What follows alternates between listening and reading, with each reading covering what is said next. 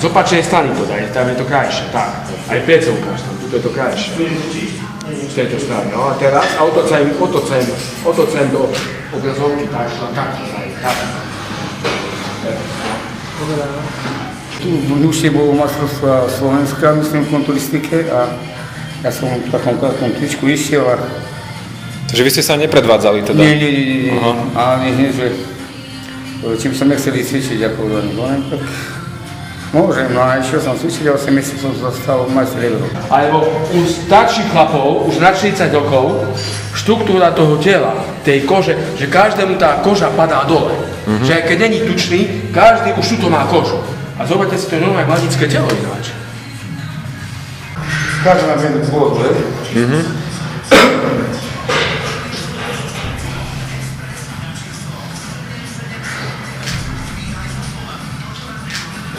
Ale vám sa vlastne stalo, že ste sa do tej osady aj dostali? No, tak ako si na to spomínate? To stalo tak, že žena tam má mamu a ja som vtedy prišiel o prácu, ako som na tej chvíli robil, som nezvládol zaplatiť ten byt, tak ma prakticky, keď neplatí človek, tak ide on. Tak som zatiaľ išiel tam a dostal som potom tam 4-5 rokov. A aké to bolo pre vás, čo ste bývali tak v bolo to bytovke? zlé, no, lebo nebol som ani zvyknutý, ani nič. No. Tak ja som musel s deťmi ísť tak vtedy. Ja som.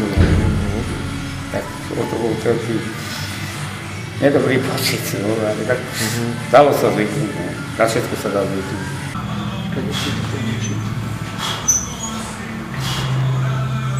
Vy ste boli aj nejako vo väzení, keď ste boli mladí? No a to som bol z vojny. A z vojny? A čo sa tam stalo? No tak ja som z vojny mal taký trošku problém, že som chcel ísť za hranicu.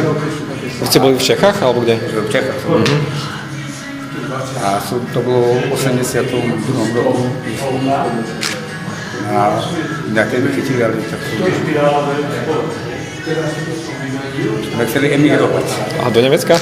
Nie, do Ameriky. Aha. A potom ako dlho vás teda ste boli v base? Nebol som to. Rok a pol. Aha. A to ako vojenská. Tam ste aj cvičili? No, tam som cvičil. Tak tam sa to možno začalo, nie? Aj tam sa to možno začalo. No.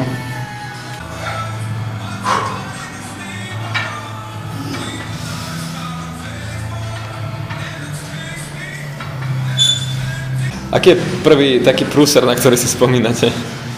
Taký prúser, viete, ja si spomínam, rád sa vracam do roku 2004, keď sa do Hnušty ohlásil Čáky.